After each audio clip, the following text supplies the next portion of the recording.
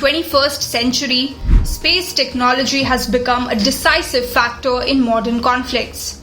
From real-time surveillance to precision targeting, satellites now play a crucial role in shaping military operations. One of the most striking examples of this was witnessed in May 2025 during India's Operation Sindoor, when advanced satellite imagery enabled Indian forces to carry out precision strikes on terror camps and military infrastructure deep inside Pakistan and Pakistan-Occupied Kashmir. Speaking at the 3rd Annual Symposium of the Indian Space Association on 7th of April 2025, Chief of Defence Staff General Anil Chauhan said, and I'm quoting him, "A seafaring culture or a maritime culture helped the Portuguese, Spaniard, the English or the Dutch to dominate the world in the past." He added that in a similar way, the aerospace culture led to the domination of airspace by the US and European nations. Operation Sindoor was India's swift and calculated response to the deadly Pahalgam terror attack in Jammu and Kashmir, which claimed 26 lives. In a befitting reply, Indian forces launched a series of precision missile strikes on 9 key locations in the early hours of 7th of May, 4 in Pakistan and 5 in Pakistan-Occupied Kashmir. The strike targeted terror infrastructure linked to groups like Lashkar-e-Taiba and Jaish-e-Mohammed. What set Operation Sindoor apart was the extensive use of satellite technology for both planning and execution. As per reports citing sources, Indian forces relied on a combination of indigenous and commercial satellites to gather high-resolution imagery of targets, monitor movements, and assess damage after the strikes.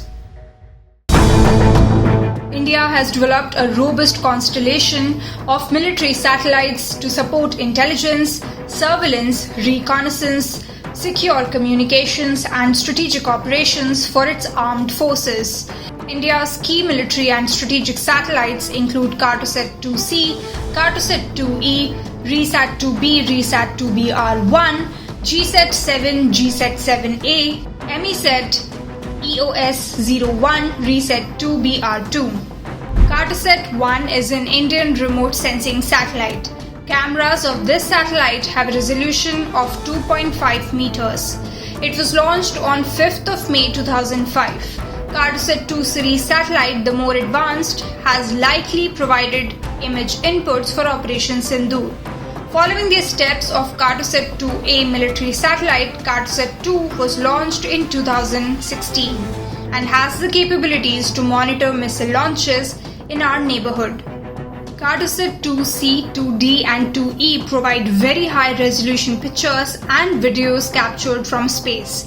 This series camera has a resolution of 0.65 meters. As per ISRO officials, the satellite was described as one of the best eyes in space. The satellite camera is at par with the ones possessed by US and China. These optical Earth observation satellites would have provided detailed images of terror camps, airfields and infrastructure, enabling precise targeting. Risat satellites also would have contributed radar imagery, valuable for monitoring movement. To further strengthen surveillance capabilities, ISRO is set to launch Risat 1B on 18th of May 2025.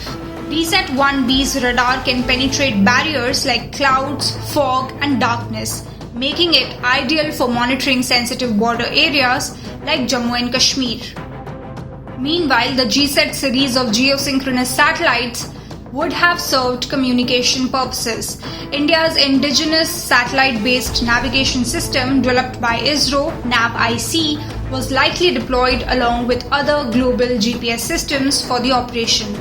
It is designed to provide accurate position, navigation and timing services to users in India and within a region extending about 1,500 kilometers around its borders. India also used Maxar Technologies, a leading US-based satellite imagery provider, for surveillance and intel gathering purposes. But particularly in sensitive areas. Its high-resolution satellite images are capable to monitor weapon installations, infrastructure developments, troop movements, and border activities. Indian Armed Forces also have access to satellite data provided by Sentinel from Europe.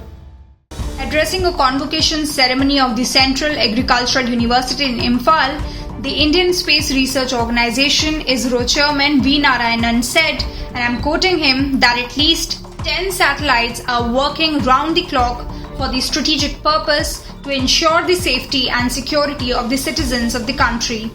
He added that if we have to ensure the safety of our country, we have to serve through our satellites. We have to monitor our 7,000 kilometer seashore areas. We have to monitor the entire northern part continuously.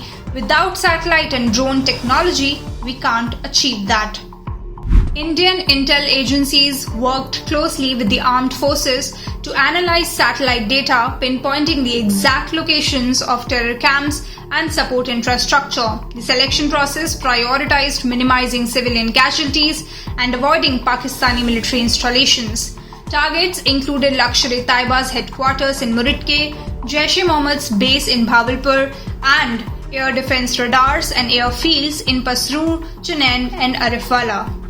In just 25 minutes, Indian forces launched missiles at 9 locations guided by real-time satellite feeds and intel inputs. Within hours, before and after satellite images provided irrefutable evidence of the operation's success. These images showed extensive damage to terror camps and air defense installations, while civilian areas remained untouched. Operation Sindoor demonstrated how space technology can transform the battlefield. With assets like Cartosat and Risat, India showed its ability to conduct focused, proportionate, and responsible military operations, setting a new standard for the use of space in national security. The race for space-based intel and precision will only intensify, making satellites not just the eyes in the sky, but game changers on the ground.